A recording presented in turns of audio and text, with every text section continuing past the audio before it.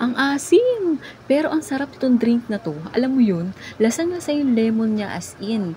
Kaya kung mahilig ka sa lemon, sigurado magugustuhan mo 'to.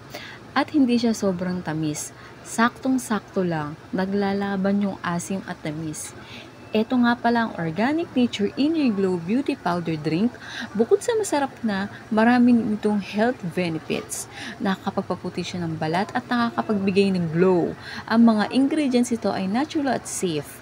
Ang gamit dito ay stevia, na natural sweetener kaya goods na goods yun. Meron din itong marine collagen na nakakapag-improve ng ating skin elasticity, hydration, and texture reducing wrinkles.